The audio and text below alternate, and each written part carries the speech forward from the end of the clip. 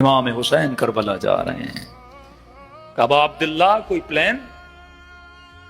کون سا نقشہ لے کے جا رہے ہیں؟ آپ کو پتہ ہے 30,000 کا لشکر ہے، مارے جائیں گے. کیا سوچ کے امام حسین بچوں کو لے کر گئے؟ کیا سوچ کے بہنوں کو لے کر گئے؟ کیا سوچ کے بھتیجے بھانجوں کو لے کر گئے؟ ارے جنگ پہ کیا کوئی فیملی کو لے کر جاتا ہے؟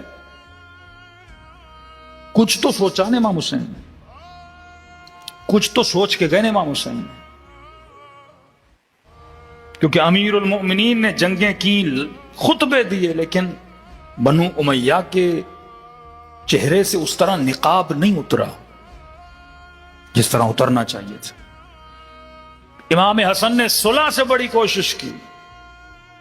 صلح امام حسن وہ تائید ہے. آپ شرائط پڑھیں امام حسن کی، تب آپ کو پتا چلے گا کہ امامت نے کتنی درایت سے کام کیا. کیونکہ جنگ تو ہاتھوں سے نکل چکی تھی، جنگ لڑتے تو سیدھی بات تھی، دغا ہو گئی تھی لوگوں کے اندر. جس طرح جنگ صفین میں مسلمانوں کی بے وقوفیوں سے جیتی ہوئی جنگ ہاتھ سے کیا ہو گئی؟ نکل گئی. امام حسن کے لشکر بہت بڑا تھا لیکن خرید لیا گیا.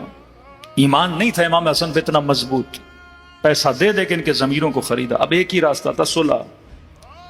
صلح میں امام حسن نے اس سے وہ منوایا کہ جسے آج کا مفتی جھٹلاتا ہے.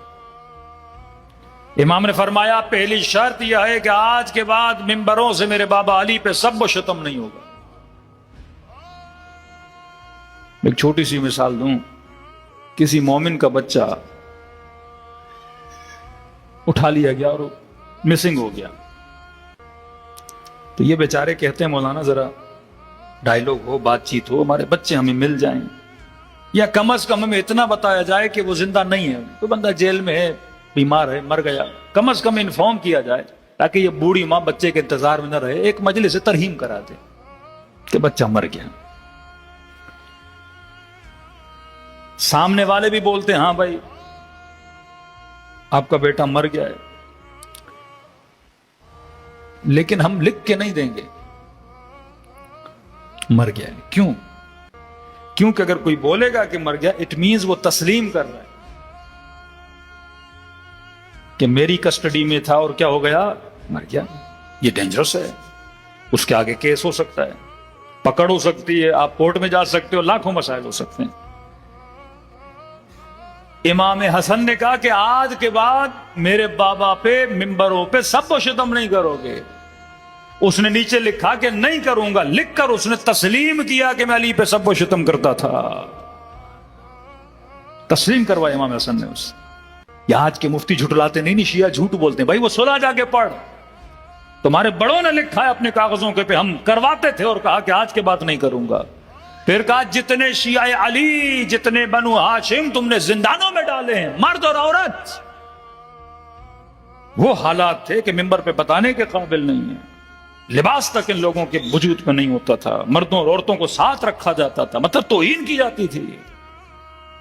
وہیں پہ ان کی گندگی، وہیں پہ ان کی نجاستیں، کیڑے ان کے بدن کو لگ جاتے تھے، مر جاتے تھے یہ لوگ.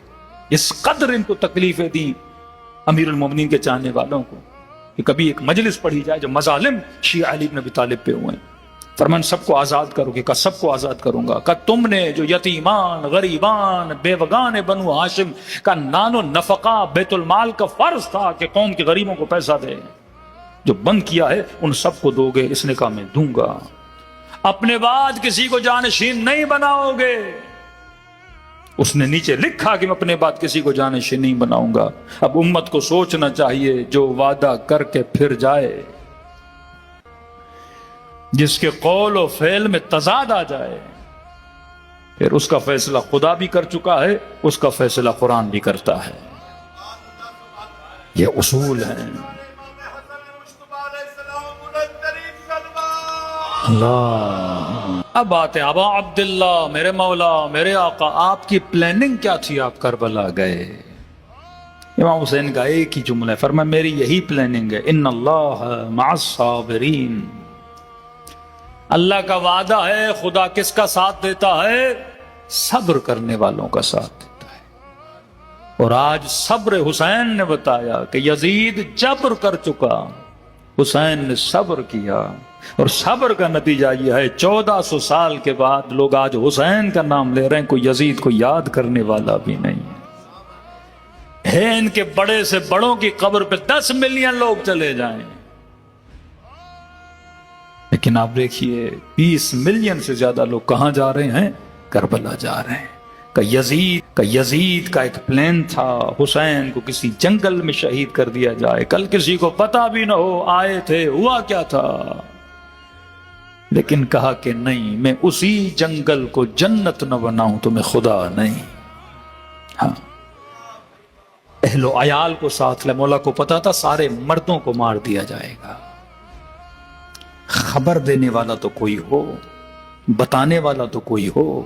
مردوں میں اگر جنگ ہوگی تو یہ صفین کی جنگ ہو جاتی، مردوں میں اگر جنگ ہوتی تو یہ جمل کی جنگ ہو جاتی۔ بولتے دو مسلمانوں کے گروہ تھے، آپس میں لڑے، اجتہاد تھا، یہ بھی رضی اللہ وہ بھی رضی اللہ، معاملہ ملا جلا کے ختم کر دیتے۔ جیسے مسلمان نے جمل کو ختم کر دیا، صفین کو ختم کر دیا، اب منبر پہ بول نہیں سکتے کہ ادھر بھی مرے تو جنت میں، ادھر بھی مرے تو جنت میں۔ کیا گارنٹی تھی کہ کربلا کی جنگ کو ایسا نہ کیا جاتا؟ دیکھو ان کی نگاہ میں یزید کون ہے؟ صحابی کا بیٹا۔ امام حسین کون ہے؟ صحابی کے بیٹے، نواسے رسول، خود صحابی بھی ہیں۔ اب صحابی کو قتل کرے تو کیا بولتے ہیں؟ دونوں جنتی ہیں۔ آپ کہیں گے مولانا صفین میں خواتین والا مسئلہ نہیں تھا، جمل میں نہیں تھا۔ ارے مالک ابن نویرہ نبی کا بزرگ ترین صحابی، خالد قتل کرتا ہے، قتل کرنے کے بعد اس کی بیوی کے ساتھ زیادتی ہوتی ہے، یعنی ایسا ظلم یہ رسول خدا کے جانے کے بعد۔ آج سارے مفتی بولتے ہیں خطا اجتہادی ہے، دونوں جنتی ہیں بھائی۔ کربلا میں آپ کیا سمجھتے ہیں؟ یہ سوچ نہیں آ سکتی تھی۔